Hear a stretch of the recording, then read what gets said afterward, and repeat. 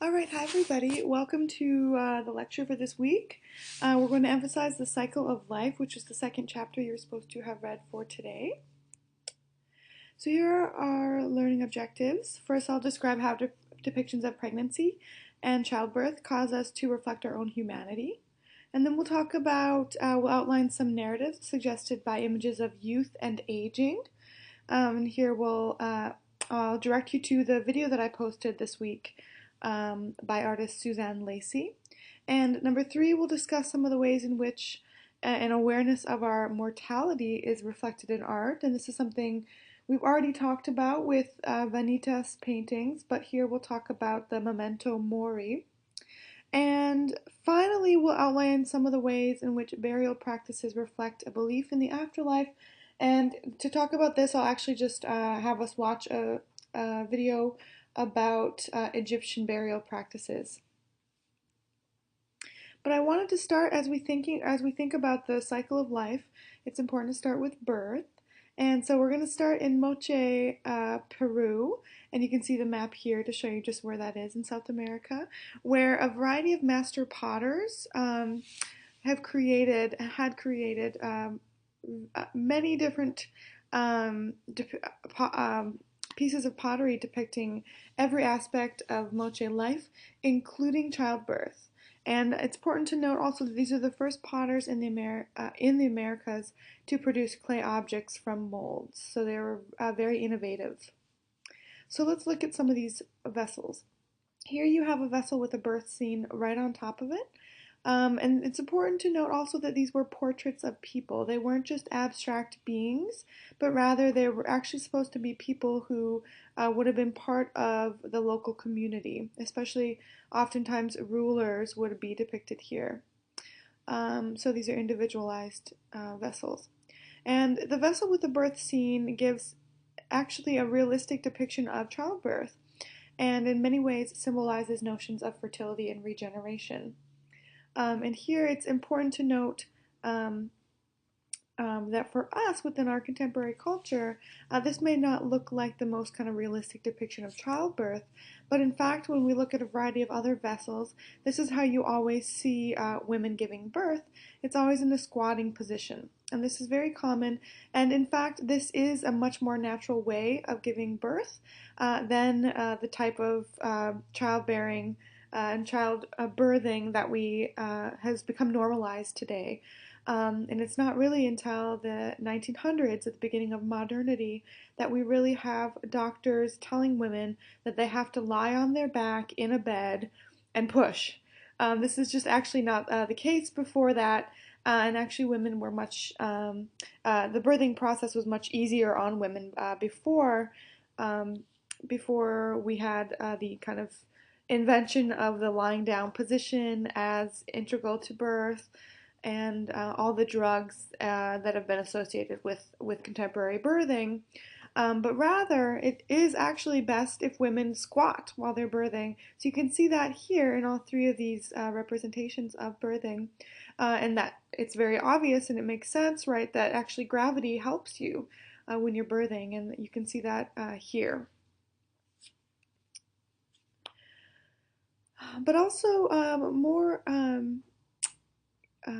better known artists such as Leonardo da Vinci, who we've already talked about in this class, were also artists who were very obsessed with the idea of childbirth and with the kind of the anatomy of the fetus. So here you have a beautiful sketch, kind of a study of a fetus before birth, and Leonardo was very interested in connecting birth to kind of a cyclical pattern that is inherent in everyday nature.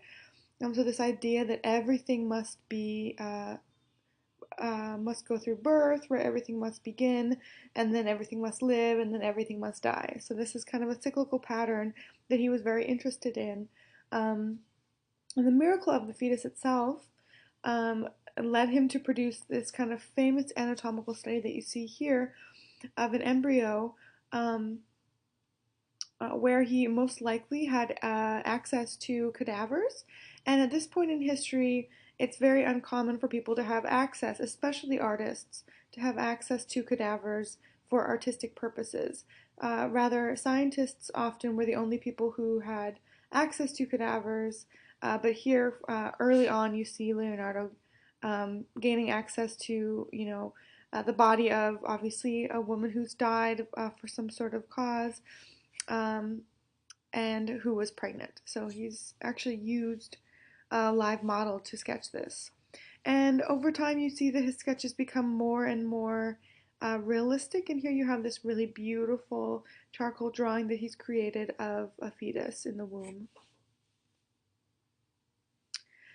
Now, if we go a little bit north, if we go up to the Netherlands, we see artists like Jan van Eyck also interested in the idea of birth, but perhaps even more so in the idea of fertility. Here we have part of a larger altarpiece. I'll show you the full altarpiece here. This is the Ghent Altarpiece. Adam and Eve are pictured at the outsides here, as you can see. It's a triptych, so it's divided into 3 parts, and these outer doors would then close and come to the center and then reopen. So that's, and it would have been placed on an altar. So you can, just to give you a little context. But if we really focus in on Eve, you'll notice that she's really got this protruding belly. And it's not necessarily that she's supposed to be pregnant, because as we all know, it's not as though pregnancy is part of the story of Adam and Eve, but rather the artist is interested in her fertility. The fact that she will be able to bear children and in many ways kind of start the world population, right? She's the first woman. And so he allows the protuberance of her belly to kind of suggest that. Moving on away from birth, now we'll talk a little bit about youth and aging. And so here I'd like to bring in an artist named Nixon, who was very interested in the process of aging, and his way to go about this was to think about the family itself, to get at the process of aging and basically the cycle of life. So this is what he's done, is he's created a series, which he started in 1975, of black and white photographs. And every year he takes a picture, photograph depicting his wife and her 3 sisters. And you can see here this picture was taken in 1976. This is the second picture to be taken. And they're always shown in the same order. So here you have a montage of kind of many of the pictures that he took over the years, starting with the first one up here, and then down here you see one of the most recent. And if you look here, I have a nice juxtaposition, and this is what your book also offers too, where you see the second one that was created in 1976, and then a much later one from 2000. And the whole idea here is the being able to document the process of aging. You'll notice here on the first picture, he's zoomed back a little bit, so he's able to get their clothing, their legs, right? But here he's really zoomed in to capture the wrinkles on their faces. You'll notice a few of them look away, a few of them look to the camera. And so for him, this is all about the process of aging. This brings us to a piece that I really enjoy by Susan Lacey. This piece was created in 1976, and also notice that this it's a video piece, so it's actually a short film. And a little clip of it has been posted on Blackboard. So please be sure to watch that as you prepare for your assessments for this week. So Suzanne Lacey was an activist and a feminist. She was also really into women's rights, and she was really interested in the issue of aging in American society. And so she created this video work, and when you look at the short video, you'll be able to see what it's all about. She invited 154 women over the age of 65. They all were to wear white, and they came and sat on this beach where they had white cloth-covered tables set up for them, and they were just asked to talk about their lives with one another. The piece was motivated by several factors. The fact that by 2020, 1 in 5 people in the US will be over 65, so we're certainly an aging population. This population will be predominantly female and single in 2020, and today women account for nearly 70%, 75% of the aged poor. So she was drawn to these statistics and went ahead and made this video where you see a variety of women talking about their experiences with aging. And so there's a few funny things that they say, so I'll let you watch the video. At one point, one of them says, "Don't you just look forward to dying?" And the other ones are like, "No, we don't." So there's a few funny little comments here and there that you guys might enjoy. But basically, the performance reinforced the strong spiritual and physical beauty of older women. The images of these women in white in this setting also helps us to understand the beauty of their aging. Oftentimes, and this is something that Lacey was referencing in creating this work, is that oftentimes, people over 65 began to be forgotten. They're kind of um, um, told to retire, right, and then just kind of do their thing until they die. That sounds really harsh, but I mean, you think about it, in all sorts of trades and different economies, older women are certainly no longer kind of invited to take roles there.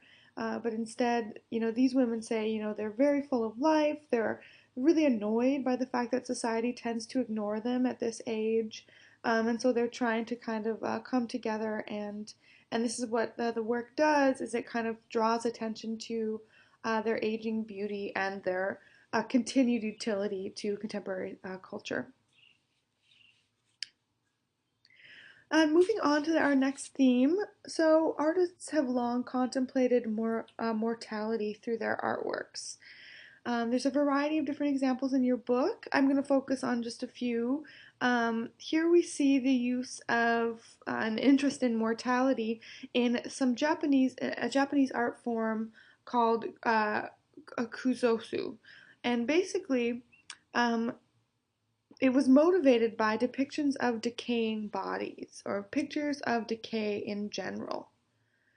So here you see there's a text that this is from called the Discourse on the Great Wisdom that argues that the contemplation of the 9 stages of a decayed corpse allows one to overcome love of the body and carnal desire and come ever closer to enlightenment. So this is a text that kind of inspired this type of interest for Japanese artists in mortality and in decay. Because the idea is that when one overcomes the love of the body, right, the physical body, only then can one attain enlightenment. And so here you have the artist drawing on top kind of the body of a courtesan, a courtesan whose body, right, is beautiful. She has these amazing fabrics draped over her and so forth, and then you see the body decomposing.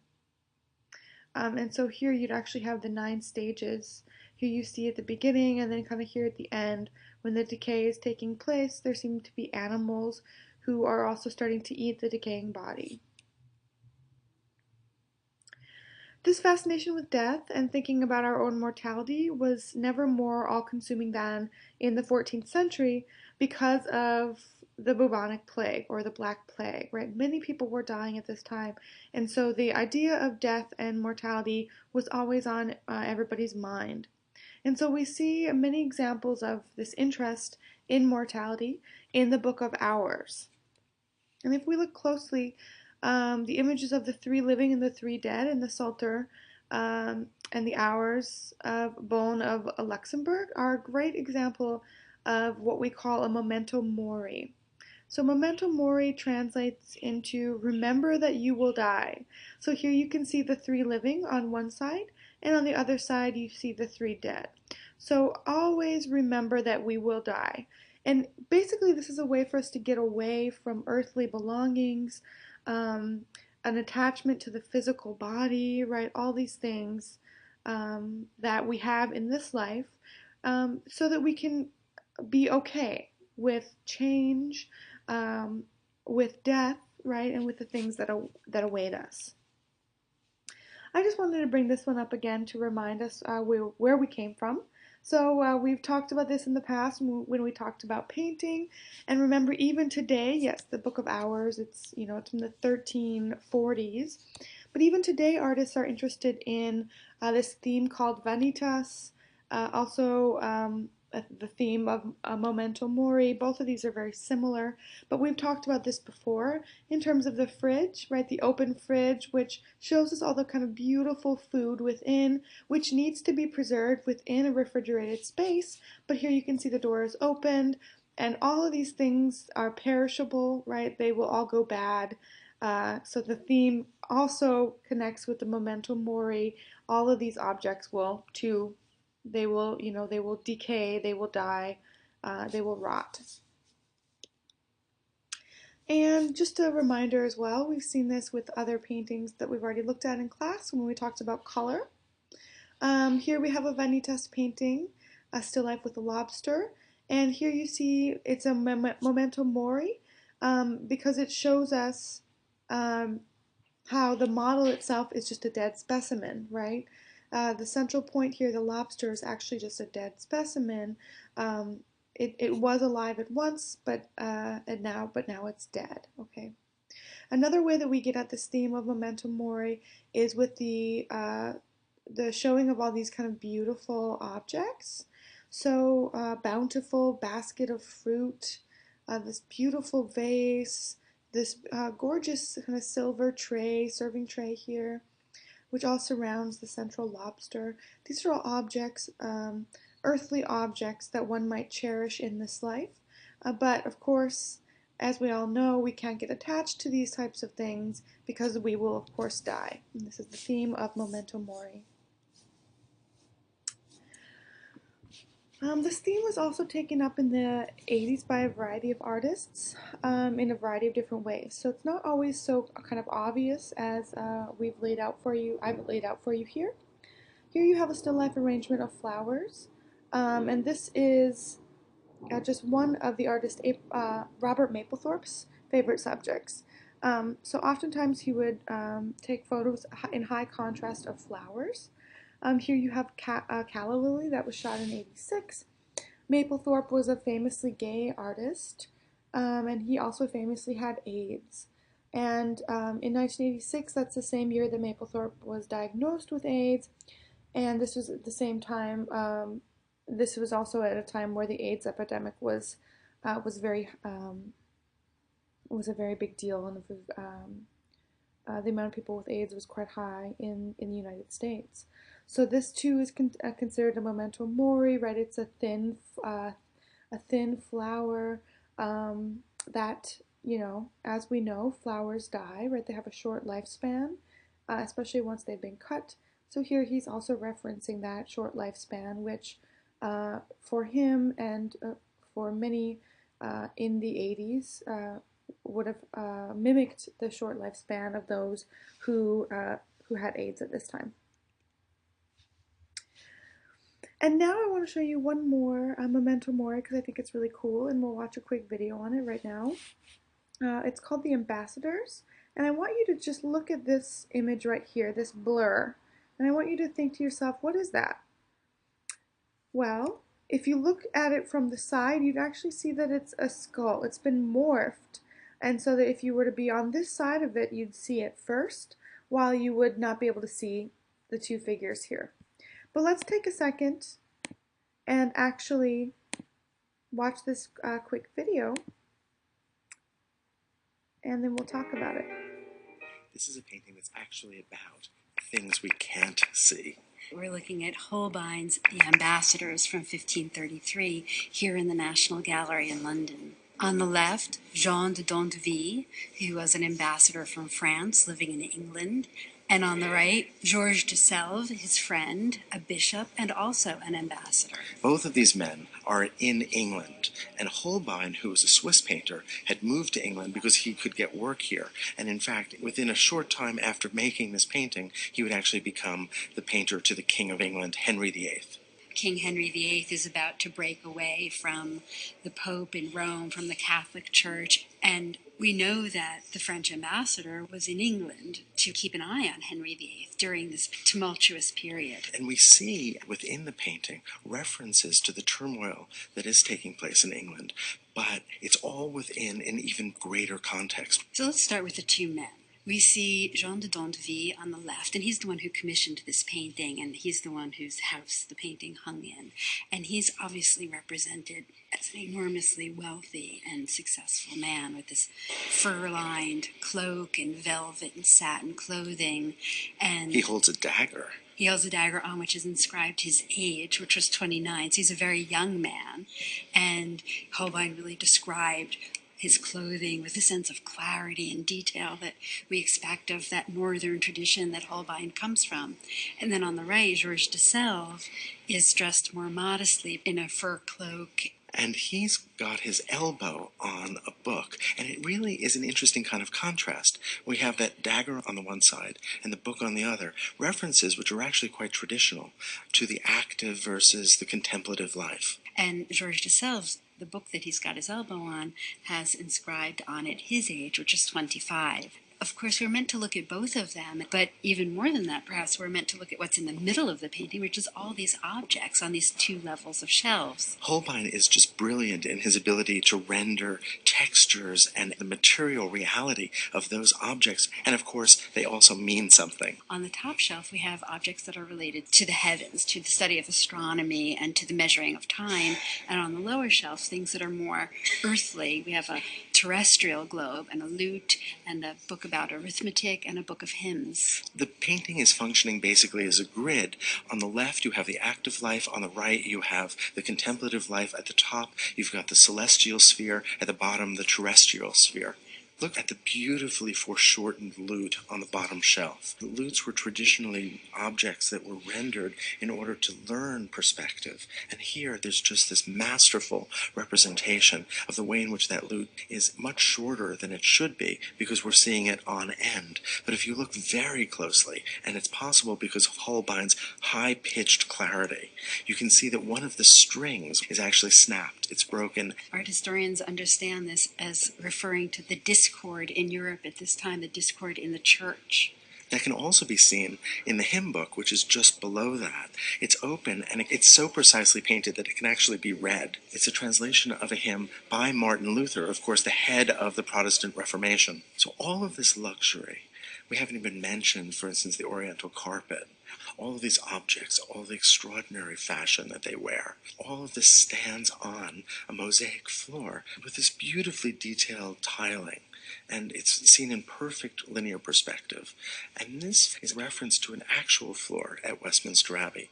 And what's important to know is that that floor in that church is actually a kind of diagram, and it's meant to represent the macrocosm, that is, the cosmic order. If we look at the very large form that occupies the foreground. You know, I had a student once that when she looked at this said it looked like a piece of driftwood that had somehow been placed down oddly in the foreground. It does, but when you go to the right corner of the painting, kind of crouch down a bit. Or look at it in a mirror at an angle. What we're really looking at is an anamorphic image, a kind of image that's been artificially stretched in perspective. And it's a skull, a human skull.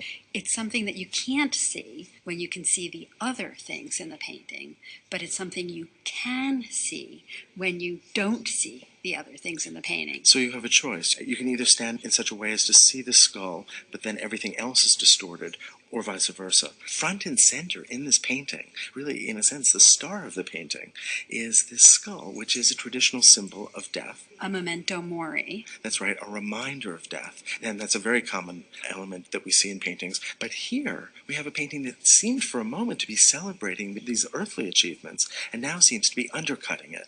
Exactly. And then, if you look even more carefully, in the extreme upper left corner of the painting, peeking out from behind the curtain, you can just make out a little sculpture of a crucifixion. But then we have this question that goes back to Holbein, and that is, about representation. So you have the lute that you referred to that's perfectly foreshortened, or that floor that's a perfect perspectival illusion also. So this ability to render reality so perfectly. And then you have Holbein choosing to represent the skull in an unnaturalistic way. So choosing to represent the earthly things in a realistic way, but choosing to represent that which is supernatural or that which is transcendent in a way that is not according to that perfect illusionism. And I think Holbein really wants us to see that contrast. Look at the relationship between the lute and the skull. The skull is distorted so extremely that it really is hard to read. But when you think about stretching something, you generally think about stretching it horizontally or perhaps vertically. But to do so diagonally is very particular. The lute is resting on that shelf, and I had mentioned before that it was heavily foreshortened. It really is foreshortened at an angle that is very close to the angle of the distortion of the skull. But remember, foreshortening is another kind of distortion. And so in a sense, they are both distortions, but one is a distortion that creates a reality of our world as we see. But it's a reminder that perhaps what we see is not really truth. That's right. It's not all there is. So hold on, because this painting was all about what these men had achieved in life. And what human beings had achieved historically through our investigation of the world. And so the two elements that are half hidden in this painting, the crucifix and the skull, point to the limits of earthly life, the limits of earthly vision, of man's knowledge, and the inevitability of death and the promise of Christ's sacrifice on the cross.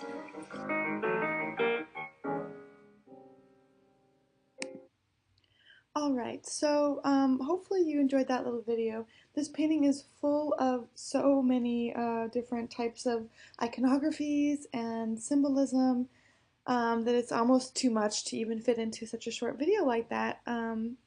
But I hope that that helped you to get an idea of what's going on here, and especially in reference to this Memento Mori, right, the skull that really can only be seen when you can't really see the rest of the painting. And then if you are looking at the entire painting, right, the skull actually becomes a slightly morphed, it's an anamorphic image. Remember the scholars had talked about it in that way, so it has been morphed so that we can't really see it, we can't really make it out, but nonetheless it is a skull reminding us that everyone will die, right? All of these earthly belongings, all the things that these men have worked for will be no more, and all that will exist then, especially within the context of the Protestant Reformation, will be, Christ as a form of salvation. And so we have here also the other hidden element of the painting, which is a crucifix up to the top left of the painting. And the last thing, the way that I wanted to finish this lecture was to actually look to ancient Egypt, because as we finish talking about the cycle of life, it's important to talk about the afterlife, because this was so important for the Egyptians. So I want to watch just a quick video about Egyptian burial practices. So here we are. It's just a few minutes long, but I think it gives us a nice look at ancient burial practices, and it tells us just how important the afterlife was for ancient Egyptians.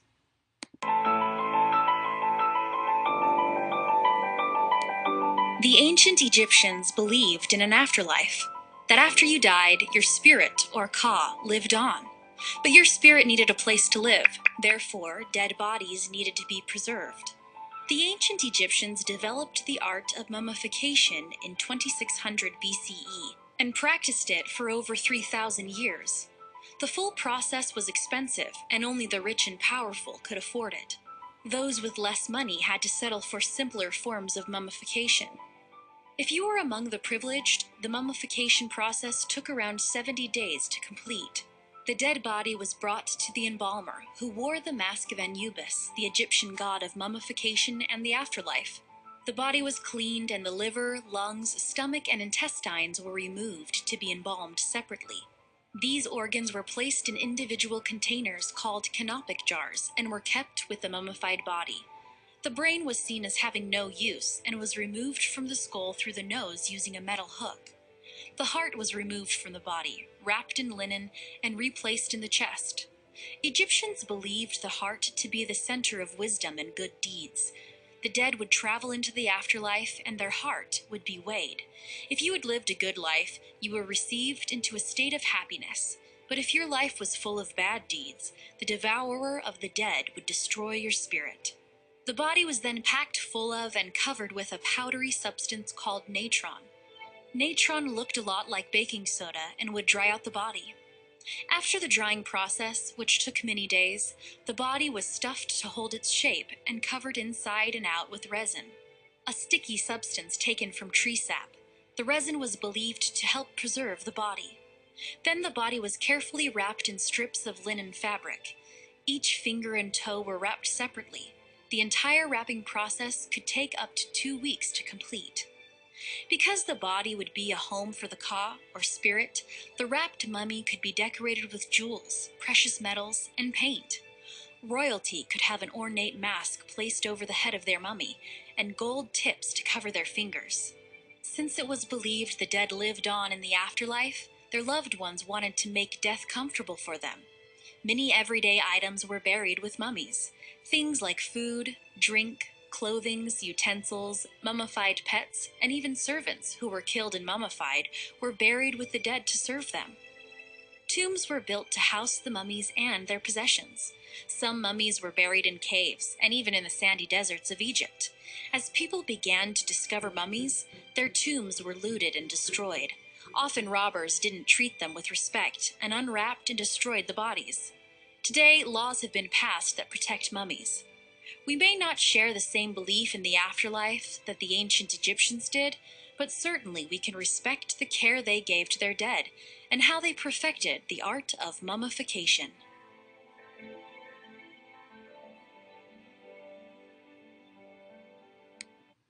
All right, and so that concludes this lecture based on the cycle of life. We went all the way from birth to the afterlife. So I hope you enjoyed that, and I will just plan on talking to you guys next week. Have a good weekend.